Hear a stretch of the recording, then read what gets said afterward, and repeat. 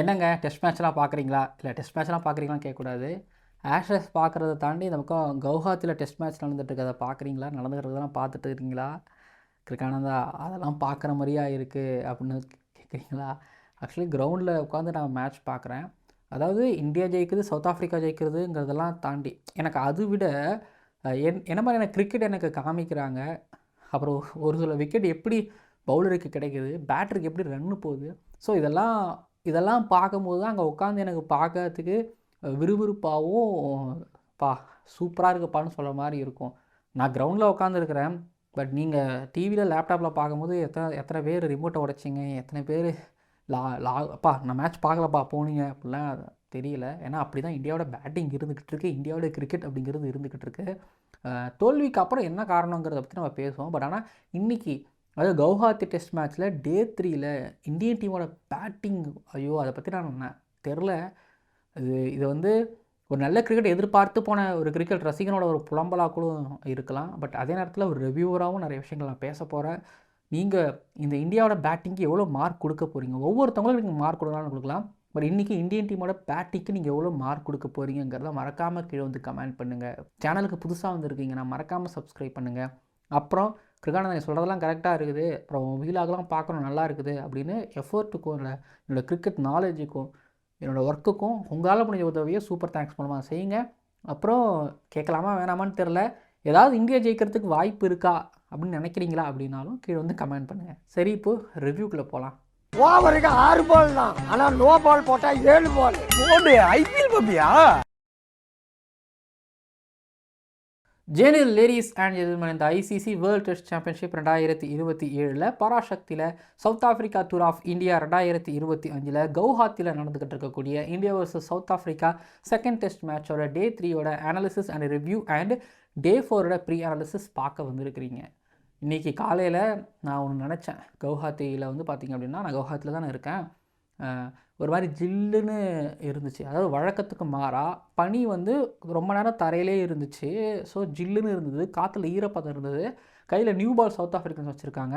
So இந்தியன்ஸுகளுக்கு வந்து இந்த first ஒரு பனி போகிற வரைக்கும்னு கூட இல்லாமல் ஒரு ஃபஸ்ட்டு 1 hour கொஞ்சம் கடந்துட்டாங்க அப்படின்னா அதுவே கொஞ்சம் டஃப்பாக இருக்க போகுது. அதுக்கப்புறம் என்ன பண்ண போகிறாங்க? ஏன்னா இந்தியன் டீமோட பேட்டிங்கும் கொஞ்சம் ஒரு மாதிரி, ஏன்னா லாஸ்ட் மேட்ச் உங்களுக்கு ஞாபகம் இருக்கும், 127 கூட அடிக்க முடியாமலும் அண்ட் முக்கியமான ப்ரெஷர் சுச்சுவேஷனில் இந்தியா வந்து ஒரு மாதிரி தடுமாறுறதை பார்க்க முடியுதுங்கிறதுனாலையும் தென் த்ரூ அவுட்டாக லாஸ்ட் 2 days பாடி லாங்குவேஜும் இந்தியாவோட பிளானும் டாக்டிக்கலும் வந்து பார்த்திங்கன்னா ஒரு மாதிரி ரொம்ப கீழே இருக்குது. அப்படிங்கிறதுனால கொஞ்சம் ஐயோ ஒரு மாதிரி இருக்குமோன்னு நினச்சேன். பட் இன்றைக்கி வந்து அந்த பனி போய் மாதிரி வெயில் அடிக்க ஆரம்பிச்சிச்சு. சரி, இந்தியாவுக்கு வெயில் அடிக்க ஆரம்பிச்சிருச்சு, இந்தியாவுக்கும் கொஞ்சம் லக் எட்டி பார்க்குதுன்னா மொதல் 2 நாள் கவுஹாத்தி ஃபேன்ஸுகள், அதாவது இந்தியன் ஃபேன்ஸுகளுக்கும் மேட்சை வந்து பார்த்தா இந்தியன் ஃபேன்ஸுகளுக்கும் சரி, இந்தியன் டீமுக்குமே வந்து லக்கு அப்படிங்கிறதே இல்லை. சுத்தமாகவே அந்த லக்கில் எள்ளு கூட வந்து பார்த்திங்க அப்படின்னா சவுத் ஆஃப்ரிக்கா கொடுக்கல. பட் இன்றைக்கி வந்து பார்த்திங்க அப்படின்னா வெயில் வந்துருக்குது, லக்கு இந்தியா பக்கம் இருக்குது அப்படின்னு பார்க்கும்போது வழக்கமாக ஜெய்ஸ்வால் அண்ட் கேஎல் ராகுலுக்கு ஒரு ஸ்டார்ட். கேஎல் ராகுல் எனக்கு வந்து ரொம்ப முக்கியமான மேட்ச்சில் கடைசி எப்போ அடித்தார், அண்டர் ப்ரெஷரில் இந்த மேட்ச் முடிச்சிருக்கிறாரு அப்படிங்கிற மாதிரி. அப்போ லார்ட்ஸ் மேட்ச் நான் ஒன்று சொல்லுவேன், அதில் ஆடலை. பட் சாம்பியன்ஸ் ட்ரோஃபி நீங்கள் கொண்டு வரீங்க. பட் டெஸ்ட் மேட்ச்சில் முக்கியமான மேட்ச்சு, ஒரு சீனியர் ப்ரோவாக அந்த இடத்துல ஒரு கேஎல் ராகுல் விளையாண்ட ஒரு மேட்ச் அப்படின்னா எனக்கு நீங்கள் சொல்லுங்கள். இப்போ அவர் தான் சீனியர் ப்ரோ, ரோஹித் கோலி இல்லைங்கிறதுனால அவர் தான் சீனியர் ப்ரோ, ஆடிருக்காரான்னு நீங்கள் சொல்லுங்கள். பாசிட்டிவான ஸ்டார்ட் இருந்துச்சு. அதாவது கொஞ்சம் ஓவருக்கு ஓவர் ரன்ஸ் அப்படிங்கிறது வந்துக்கிட்டு தான் இருந்துச்சு. பட் கேஎல் ராகுல் வர்சஸ் கேஷவ் மகாராஜ் அப்படின்னு நான் ப்ரிவ்யூவில் சொல்லியிருப்பேன், கல்கட்டா டெஸ்ட் மேட்ச்சில் சொல்லியிருப்பேன். அதே போல் கேஷவ் மகாராஜ் நான் காலையில் வெயிலும் சரி, இந்த புது பாலும் சரி, தெம்பாபவுமா இந்த ஹார்மரையும் கேஷவ் மகாராஜும் கொண்டு வரதுக்கான காரணம் என்னென்னா, இந்த புது பாலுங்கிறதெல்லாம் தாண்டி இவங்க இந்த பேட்டில் அப்படிங்கிறது இருக்குது. சயின்டிஃபிக்கலாக கொஞ்சம் அஃபெக்ட் பண்ணலாம் கேஎல் ராகுல்னு இல்லை ஒரு பேட்டர்னு சொல்லி தெம்பாபவுமா கொண்டு வராருல, சயின்டிஃபிக்கலாக அட்டாக் பண்ணுறாருல, அதை தெம்பாபவுமா பண்ணும்பொழுது அது கேஎல் ராகுலை சயின்டிஃபிக்கலாக அட்டாக் பண்ணும்போது அது கேஷவ் மகாராஜ் விக்கெட்டாகவும் வருது, சவுத் ஆஃப்ரிக்கா ஒரு விக்கெட்டாகவும் வருது. எட்ஜி நல்ல கேட்சு ஸ்லிப்பில் காலின்னா அதுக்கப்புறம் அதுக்கப்புறம் நான் ஜெய்ஸ்வால் அப்படின்னாலே நான் சொல்லிகிட்டே இருப்பேன், பிக் டேடி 100s, டபுள் 100 அப்படின்னு நான் சொல்லுவேன். அதாவது டீம் இந்தியாவில் ரொம்ப நம்ப தகுந்த ஒரு பேட்டர்னால் இப்போது அது ஜெய்ஸ்வால் தான். ஜெய்ஸ்வால் ஒரு 50க்கு அப்புறம் பிச்சில் பவுன்ஸ் இருந்தது. நான் முதல்ல சொன்னேன், பவுன்ஸ் இருந்தது, டேர்ன் இருந்துச்சு, இன்றைக்கி டேர்ன் கொஞ்சம் இருந்துச்சு, பவுன்ஸ் இருந்துச்சு. ஆனால் அந்த பால் அவர் எதிர்பார்க்கல, அவ்வளோ பவுன்ஸ் ஆகும்னு எதிர்பார்க்கலன்னு நினைக்கிறேன். நாங்கள் நினச்சோம், நான் மேட்ச்சில் நான் கிரவுண்ட்லேருந்து பார்க்கும்போது தேர்ட்மேன் மார்க்கோ ஆன்சன் கொஞ்சம் ரொம்ப ஒயராக தான் இருந்தார். ஸோ நான் மார்க்கோ ஆன்சனுக்கு முன்னாடி பால் குத்துற ஸ்லிப்புக்கும் மார்க்கோ ஆன்சன் இந்த தேர்ட்மேன் நின்றுட்டு இருந்தார்ல, ஸோ அவருக்கு இடையில குத்துன்னு பார்க்கும்போது அது பவுன்ஸ் இருந்தனால கொஞ்சம் தள்ளி போய் குத்த, அவர் செம்ம ஹைட்டாக இருந்ததுனால மார்க்கோ ஆன்சன் அந்த கேட்ச் பிடிச்சாரு. மார்க்கோ ஆன்சன் அந்த கேட்சை பிடிச்சதுனால ஜெய்ஸ்வால் போனதுனால எனக்கு அங்கே லைட்டாக ஓகேன்னு ஒரு மாதிரி தோணுச்சு. அதுக்கப்புறம் ஃபஸ்ட்டு செஷனில் விக்கெட்டே இல்லாமல் இல்லை ஒரு விக்கெட்டோட முடிய வேண்டியதை சாய் சுதர்ஷனும் பாசிட்டிவோட 2 எண்ட்லேருந்தும் ட்ரைவ்லாம் அடித்தார். ஆனால் அந்த கேச்சிங் பொசிஷன் ஒன்று இருக்குது, பட் பறந்து ஃபீல்டிங் பண்ணாங்க. துருவ ஜுரலுக்கு வந்து கேஷவ் மகாராஜ் பிடிச்ச கேட்ச்சு, மார்க்கோ ஆன்சன் இந்த பக்கம் ஜெய்ஸ்வாலுக்கு பிடிச்ச கேட்ச்சு. அதுக்கப்புறம் வந்து ஏடன் மார்கரம் நிதிஷ்குமார் ரெட்டியை ஒரு கேட்ச் ஒன்று பிடிச்சதுங்கிறது ஒரு பக்கம், சாய் சுதர்ஷனுக்கு ஒரு கேட்ச் ஒன்று எடுத்த கேட்ச் ஒன்று பக்கம், கேட்சிங் சூப்பராக எடுத்தாங்க. ஆனால் இந்தியன் பேட்டர்ஸுகளுக்கு ஒவ்வொருத்தவங்களும் அவுட் ஆன விதங்களுங்கிறத தாண்டி எதுக்காக இவ்வளோ அவசரம், எதுக்காக ஓடுறீங்க, என்ன ரயிலை பிடிக்கிறதுக்காக ஓடுறீங்க, யாரை பார்க்குறதுக்காக ஓடுறீங்க, என்ன பண்ணுறதுக்காக ஏன் இவ்வளோ பேட்டை மேலே தூக்கி ஆடிக்கிட்டே இருக்கீங்க. திரும்பவும் சொல்கிறேன், கவுஹாத்தியில் நடந்த ரஞ்சி ட்ரோஃபி மேட்சஸ் பாருங்கள். ஒரு பேட்டர் 100 அடிக்கிறாருன்னா வெறும் 2 பாலில் மார்க்கோ ஆன்சன் மாதிரிலாம் இல்லை, அது வந்து ஒரு பின்னாடி வரக்கூடிய டெய்லர் ஆடக்கூடிய இன்னிங்ஸ். பட் ஆனால் ஒரு பியூர் பேட்டர் ஒரு 200 அடித்த ஒரு 100 அடித்த ஒரு ரஞ்சி ட்ரோஃபியில் வந்து அதிக பால் ஃபேஸ் பண்ணி நின்று டெம்பரமெண்ட்டாக நின்று கூட்டி பெருக்கி ஆடி ரன் அடிப்பாங்க.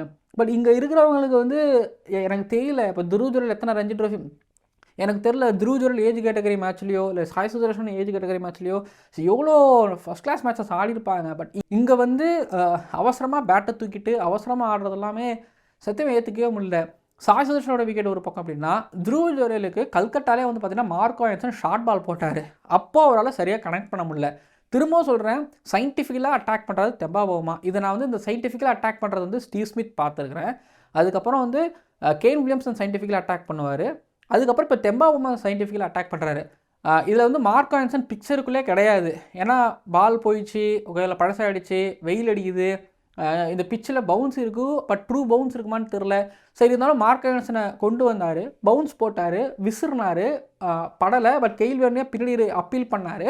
திரும்ப வந்து பார்த்திங்கன்னா பிளான் அதான். ஏன்னா டெய்ல் ஸ்டெயின் வந்து 2வது நாளில் கூப்பிட்டு சொன்னதும் எனக்கு ஏன்னா எங்கள் முன்னாடி சொன்னார், 2வது நாளில் கூப்பிட்டு மார்க்கோ ஆன்சன் இப்படி போடு இதெல்லாம் போடுன்னு சொன்னார். அதே போல் ஏற்றினோடனே அந்த ஷார்ட் பாலை ஒரு புல் அடிக்கிறதுக்கான ஹைட்டும் இல்லை, பேஸும் இல்லை. கனெக்ட் பண்ணணும்னா இன்னும் கொஞ்சம் குயிக்காக போயிருந்தாங்க, பட் கனெக்டாக போகலை. ஒரு புல் ஒரு மாதிரி பாதியாக அடித்தார். அது வந்து பார்த்திங்கன்னா கேஷவ் மகாராஜ் ஓடி போய் வந்து மிட் ஆனில் ஒரு கேட்ச் ஒன்று எடுத்தார். அந்த ஷாட் பார்க்கும்போது துருவ் ஜுரல் எவ்வளோ டெக்னிக்கலி சவுண்டான ஒரு பேட்டர், அவர் இந்த மாதிரியான ஷாட் ஆடுறத பார்க்கும்போது ஐயோ அப்படிங்கிற மாதிரி இருந்துச்சுன்னா, அதுக்கப்புறம் வந்து ஷார்ட் பால் தான், நான் உங்களுக்கு ஷார்ட் பால் தான் போட போகிறேன். டெய்ல் ஸ்டெயின் குருநாதராக தான் சொல்லியிருக்காரு, இப்போ நான் ஷார்ட் பால் போட போகிறேன்னு. நிதிஷ்குமார் ரெட்டிக்கு ஷார்ட் பால் ஒன்று போட்டார். அதுக்கப்புறம் ரவீந்திர ஜடேஜாவுக்கு ஷார்ட் பால் போட்டார். அங்கே அந்த ஷார்ட் பால்ஸ்லேயே வந்து பார்த்திங்கன்னா ஒரு பாதி விக்கெட்டுகளை கறந்தார். அதாவது சொல்லி வச்ச மாதிரி ஒரே மாதிரி தான். இப்போது சிராஜு ஜஸ்பிரீத் பும்ராவும் போடும்போது லெங்த்தில் போடுவாங்க, திரும்ப வந்து பார்த்திங்கன்னா மேலே போடுவாங்க, திரும்ப வெளில ஒரு பால், அப்படிலாம் இல்லாமல் நான் வந்து உங்களுக்கு short ball length ball hit the deck போட போகிறேன், நீங்கள் நல்லா ஹைட்டில் இருக்கேன் அதுலேருந்து ரிலீஸ் பண்ண போகிறேன்னு போட்டே இருந்தாங்க. ஒரே மாதிரி ஓகேங்களா, ஒரே மாதிரியே போட்டிருந்தாரு. ஒரே மாதிரி போட்டுருக்கும்போது அதில் மாட்டினாங்க. ஸோ இங்கே வந்து சயின்டிஃபிக்கலாக அட்டாக் பண்ணுறது, ஒருத்தவங்களுக்கு இருக்கிற பேட்டில் வந்து தூண்டுறதுன்னு சொல்லி தெம்பா பவுமாவோட கேப்டன்சி ப்ளஸ் அவங்களோட ஃபீல்டர்ஸ் ப்ளஸ் அவங்களோட பவுலர்ஸ், இன்னொன்று பேட்டர்ஸுக்குள்ள வீக்கான மைண்ட் செட், ரொம்ப வீக்கான ஒரு மைண்ட் செட். ஏன்னா 489 நினச்சி விழுந்தாங்களா அப்படின்னு எனக்கு தெரில, இல்லை ஈகோ கிளாஷ் ஆகியான்னு எனக்கு புரியலை, எனக்கு சுத்தமாக புரியலை. அப்படிங்கிறதெல்லாம் தாண்டி பட் மோசம், மிக மோசம், ரொம்ப மோசம். கிரவுண்டில் வந்து அந்த மேட்ச் பார்க்கும்போது அவ்வளோ கஷ்டமாக இருந்துச்சு. இந்திய டீமோட பேட்டிங் பார்க்கும்போது குல்தீப் யாதவ் டிஃபென்ஸ் வச்சாரு, நீங்கள் அவரோட அப்படிலாம் கம்பேரிட்டிவ்லாம் நான் போக மாட்டேன். பட் ஆக்சுவலி குல்தீப் யாதவும் சுந்தரும் அந்த கிரிக்கெட் தான் கிரிக்கெட்டு. ரன் வந்து உங்களுக்கு வரணும்னா ஆப்போசிட்டில் இருக்கக்கூடிய பவுலரு தப்பாக போடணும், நீங்கள் தப்பு பண்ண வைக்கணும். இப்போது ஜெய்ஸ்வால் ரிவர்ஸ் ஸ்வீப்லாம் போனார், நீங்கள் ஒன்று அப்படி போகணும், உங்ககிட்ட அப்படி இல்லையா, நேராக ஆடுறீங்களா, அப்போ ரன்னு வர வரைக்கும், அதாவது பேட் பால் போகிற வரைக்கும் நீங்கள் வெயிட் பண்ணுங்கள். உங்களுக்கு long off square leg backward பாயிண்ட்லாம் சுந்தருக்கு வச்ச மாதிரி வைப்பாங்க. அப்போ நீங்கள் ரொட்டேட் பண்ணி இன்னொரு ரெண்டில் ஒரு பேட்ஸ்மேன் எல்லாம் ஆடிட்டு இருக்கும்போது 2 பேரும் ரொட்டேட் பண்ணிகிட்டே இருக்கும்போது அவங்களும் ஃபீல்டர்ஸில் வந்து மாற்றி வைக்க வேண்டியது, நீங்கள் அவ்வளோ குழம்ப வைப்பீங்க. ஆனால் இப்போ இங்கே இந்தியன் பேட்டர்ஸ் ஆடினது வந்து பார்த்திங்க அப்படின்னா சுத்தமாகவே அவங்க பின்னாடி ஒரு டீம் இருக்குது, பின்னாடி பேட்டர்ஸ் இருக்கிறாங்க, நம்மளுக்கு இவ்வளோ ஸ்கோர் இருக்குது, நம்ம இவ்வளோ அடிக்கணும் அப்படின்னு யோசித்து பார்த்து பிளானோட ஆனாங்களே எனக்கு தெரியல. இப்போ வாஷிங்டன் சுந்தர் குல்தீப் யாதவோட பார்ட்னர்ஷிப்பில் நான் சொல்கிறேன். அப்போவும் வந்து பார்த்திங்க அப்படின்னா சவுத் ஆஃப்ரிக்கன் பவுலர்ஸ் ரொம்ப நல்லா தான் போட்டுட்டு இருந்தாங்க. ஆனால் இவங்களுக்கு ரன் எப்படி வந்துச்சு அப்படின்னா, வாஷிங்டன் சுந்தருக்கு லாங் ஆஃப், அப்புறம் வந்து ஸ்கொயர் லெக்கு, அப்புறம் ஃபைன் லெக்கு, அதுக்கப்புறம் பேக் அவுட் பாயிண்ட் வச்சுட்டாங்க. ஸோ அப்படி வைக்கும்போது வாஷி நீ அடிக்க போகணும் அப்படின்னு அந்த இடத்துல கட்டாயம் கிடையாது. ஆனால் வாஷி அடிக்க போவார்னு நினைக்கும் போது வாஷி சிங்கிள் ரொட்டேட் பண்ணிட்டார். ஏன் ரொட்டேட் பண்ணார்னா, அந்த பக்கம் குல்தீப் யாதவ் நல்லா விளையாண்டுருந்தாரு போது, குல்தீப் யாதவ் நல்லா விளையாட்டுக்காரங்க, குல்தீப் யாதவ் சாலியாக டிஃபென்ஸ் பண்ணுறது பிரச்சனை இல்லாகும் போது, ஸோ அவருக்கு லாங் ஆஃப் வச்சாலும் அவர் 2 பால் தடுத்து ஆடிடுவார், விக்கெட்டை விட்டுற மாட்டேறாங்கிறதுனால. ஸோ இப்படி இது ஒரு டீம் கேம். அதை இந்தியன் பேட்டிங் லைனப் மறந்துச்சு.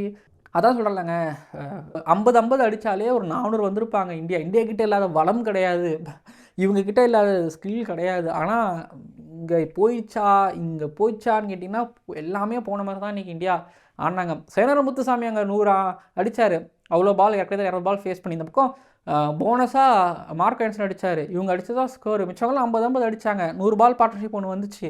பட் அதை இங்கே பண்ணுறதுக்கு ஏன் புரியலை. ஜெய்ஸ்வால் 50ஓட போதாது, ரெக்கார்டாக 50 எப்பா ஒரு 50 அடிக்கிறது தெரியும்ப்பா, நீ 100-200 போக வேண்டியப்பா அப்படின்னு தான் எனக்கு தோணுச்சு. கண்ணீர் பேட்டிங், ஒரு மன உளைச்சலுக்கு உள்ளாகிற மாதிரியான ஒரு பேட்டிங்.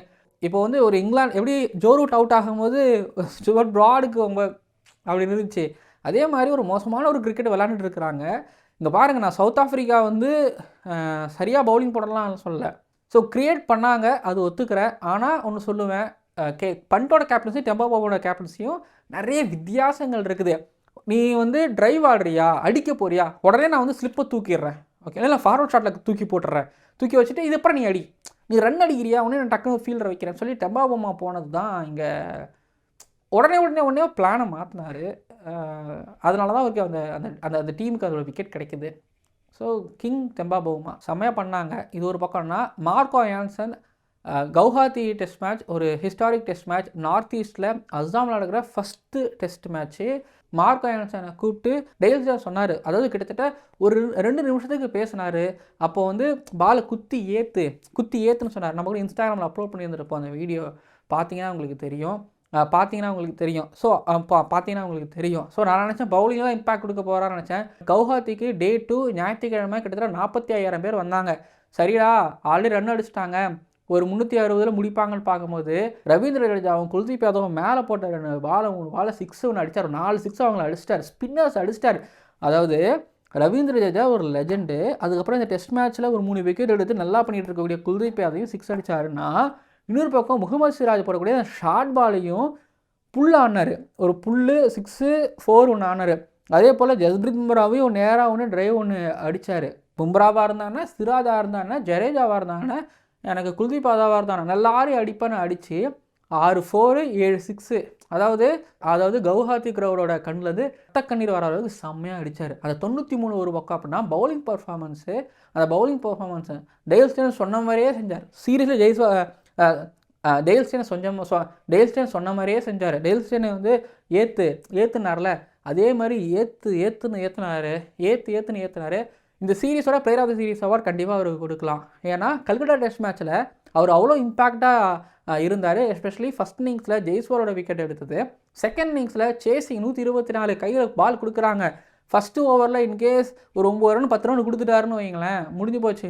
ஆனால் ஜெய்ஸ்வால் KL ராகுலை வந்து செகண்ட் இன்னிங்ஸில் அதுவும் சேசிங்கில் ஒரு எக்ஸ்பீரியன்ஸ்டு பேட்டர் ஒருத்தவர், இன்னொருத்தவர் வந்து ரொம்ப டேஞ்சரான ஒருத்தவர். ஸோ 2 பேரையுமே எடுக்கிறாரு. அந்த 124 ஜெய்ஸ்வால் ஒரு வேளை 50 அடிச்சு இல்லை 30, அந்த 124 சேசிங்கில் குயிக் ஃபயராக ஒரு 30-40 ஜெய்ஸ்வால் போட்டிருந்தாருன்னா கல்கட்டா ரிசல்ட் வேறு, இந்தியா ஜெயிச்சிருப்பாங்க. ஸோ அதை இம்பேக்ட் ஜெயிச்சிருப்பாங்க, ரொம்ப இம்பேக்டாக ஜெயிச்சிருப்பாங்க. சரி, அதை விடுங்க. இந்த 93 ஒரு பக்கம் அப்படின்னா, இன்னொரு பக்கம் ஜெய்ஸ்வால் 50 அடிச்சுக்கிறாரு கவுஹாத்தியில். அவரோட கேட்சை வேறு யாராக இருந்தாலும் விட்டுருப்பாங்க. அவரோட ஹைட்டை யூஸ் பண்ணி முன்னாடி போய் வண்டி போட்டு ஒரு கேட்சை எடுத்து திரும்பவும் ஒரு இம்பாக்டபுளாக இருந்தார். அப்புறம் 6 ஃபார் ஜடேஜாவுக்கு போட்ட அந்த ஷார்ட் பால், நிதிஷ்குமார் ரெட்டிக்கு போட்ட ஷார்ட் பால், எஸ்பெஷலி த்ருவ் ஜுரேலுக்கு ஒரு ஷார்ட் பால் ஒன்று போட்டார் பாருங்க. ஐயோ, சீரியஸ்லி வேறு லெவல். அதாவது சயின்டிஃபிக்கலாக அட்டாக் பண்ணார் மார்க்கோ யான்சன். ஹைட்டை யூஸ் பண்ணி 4 மணி கட்டடத்துலேருந்து அவர் செம்மையாக போயிட்டுருக்காரு. என்னை பொறுத்தவரைக்கும் இந்த சீரீஸில் player of the series award தாராளமாக அவர் கொடுக்கலாம். பட் ஹார்மரா இவரா அப்படிங்கிறது ஒரு கேள்வி. ஆனால் ஒரு 93, ஒரு 6 அப்புறம் கேட்ச்சு. அதை தாண்டி கல்கட்டா டெஸ்ட் மேட்ச்சில் வந்து ஜெய்ஸ்வால் 2 தடவை விக்கெட் எடுத்தது. கேஎல் ராகுலோட விக்கெட்டு சேசியில் எடுத்துக்கும் போது அவர் தான் நான் சொல்லுவேன். நீங்கள் யாரை சொல்கிறீங்க அப்படிங்கிறத மறக்காமல் கீழே வந்து கமெண்ட் பண்ணுங்கள். அப்புறம் பராசக்தி பிளேயர் ஆஃப் த டே அப்படின்னா அது மார்க் ஆண்டர்சன் தான். வேறு யார் சொல்ல முடியும்? அவர் தான். அப்புறம் துருவ் ஜுரேல் மட்டும் ஒரு வேளை இன்றைக்கி அந்த ஷாட்டுக்கு, அதாவது மோசமான ஷாட்டுக்கு போகாமல், அந்த பேட் ஷாட்டுக்கு போகாமல் இருந்தார்னா, மார்க் ஆண்டர்சன் விக்கெட் அடிக்கலைன்னா மார்க்கோ யான்சனை வந்து திரும்ப கன்டினியூ பண்ணியிருக்க மாட்டார். அதே போல் கேஷவ் மகாராஜும் கன்டினியூ பண்ணுறது இருக்க மாட்டார். கேஎல் ராகுல் விக்கெட் போகலை. இல்லை ஹார்மர்கிட்ட விக்கெட் விடலை ஜெய்ஸ்வால் அப்படின்னா கட் பண்ணி என்ன வேணாலும் நடந்திருக்கும். ஆனால் நடக்க விடலையே. சரி, ஓகே. டே 3யோட கவுஹாத்தி டெஸ்ட் மேட்ச் ரிவ்யூ நிறைவடைகிறது. டே 4ஓட ப்ரிவ்யூ. அப்புறம் என்னங்க, இப்போதைக்கு 316 லீடில் இருக்கிறாங்க. என்ன 400 ரன் இந்தியாவுக்கு டார்கெட்டா? கண்டிப்பாக பாருங்கள், 550 ரன் டார்கெட் குறைஞ்சபட்சம். 550 இல்லை 550க்கு மேலே 600ஆவது டார்கெட் வச்சாகணும். ஒன்று சவுத் ஆஃப்ரிக்கா அந்த டெஸ்ட் மேட்சை ட்ரா பண்ண நினைப்பாங்க, இல்லை ஜெயிக்கணுங்கிறத தாண்டி நான் அந்த டெஸ்ட் மேட்சை தோக்கக்கூடாது, 8வது ஒரு இடத்த வைக்கிறேன், நீ அடிச்சிக்கோ அப்படிங்கிற மாதிரி தான் வைப்பாங்க. எப்படியும் இந்தியன்ஸ் வந்து அவ்வளோ டிசிப்ளினாக நல்லா பவுலிங் பண்ண மாட்டாங்க. எப்படியும் ஓவருக்கு 4 ரன் 5 ரன் எனக்கு வரும். நாளைக்கு மதியம் இல்லை, நான் நாளைக்கு செகண்ட் செஷன் வரைக்கும் நான் ஆடுவேன். உனக்கு நான் கடைசியாக ஒரு 3 மணிக்கு நான் கொடுக்குறேன்.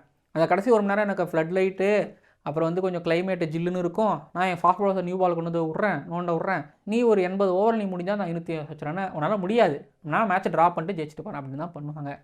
இல்லை இந்தியன்ஸ் அன்பிரடிக்டபுளாக, இப்போ பேட்டிங் ஒரு மாதிரி ப்ரெடிக்டபுளாக தான் இருந்துச்சுன்னா, இல்லைனா இந்தியன்ஸ் ஒரு மாதிரி அன்பிரடிக்டபுளாக ஒரு 80 ரன்லேயே 70 ரன்லேயே ஆல் அவுட் பண்ணிவிட்டு 380 400 ரன் டார்கெட்டை நான் சேஸ் பண்ணி காட்டுறேன்னு சேஸ் பண்ணுவாங்களா தெரியல. பொறுத்துன்னு பார்ப்போம். Finger cross. பட் இந்தியன் டீமோட பவுலிங் அண்ட் கேப்டன்சி எனக்கு பெருசாக நம்பிக்கை இல்லை. அதெல்லாம் மாற்றி ஒரே நைட்டில் ஓவர் நைட்டில் ஒவ்வாமாகி இந்தியா வருவாங்களா பொறுத்திருந்து பார்க்கலாம். வாஷிங்டன் சுந்தர் 3ஆம் நம்பரா, 4ஆம் நம்பரா, 5ஆம் நம்பரா, 6ஆம் நம்பரா, 7ஆம் நம்பரா தெரியலை. மாற்றி ஆட வச்சுக்கிட்டு இருக்கிறாங்க அப்படிங்கிறதும் துருவ் ஜுரேல் விடுங்க. பட் சாய் சுதர்ஷனோட அப்ரோச் அப்படிங்கிறதும் எனக்கு அவ்வளோ ஏற்புடையதாக இல்லை. ரொம்ப வருத்தங்களாகவே இருந்துக்கிட்டு இருக்குது. இதை பற்றி நம்ம பேசுவோம். கம்பீரோட அப்ரோச் டீமில் என்ன நடந்துகிட்டு இருக்குறதை பற்றி நம்ம தனியாக வீடியோவில் பேசுவோம். வீடியோ நிறைவடைகிறது. என்னோடய கருத்துக்களை நான் சொல்லிட்டேன். நான் முன்னாடி கேட்ட மாதிரி இந்த இந்தியன் டீமோட பேட்டிங்க்கு நீங்கள் எவ்வளோ மார்க் தருவீங்க, 10க்கு எவ்வளோ மார்க் தருவீங்கிறத கீழே வந்து கமெண்ட் பண்ணுங்கள். அப்புறம் சீரிஸ் யார் ஜெயிப்பாங்கலாம் இல்லை, நீங்கள் இந்த இந்தியன் டீமோட பேட்டிங் எவ்வளோ மார்க் தருவீங்க கீழே வந்து கமெண்ட் பண்ணுங்கள். பார்க்கலாம் அடுத்த வீடியோக்குள்ள. மறக்காமல் சப்ஸ்கிரைப் பண்ணுங்கள், பக்கத்தில் பெல் ஐகானை கிளிக் பண்ணுங்கள்.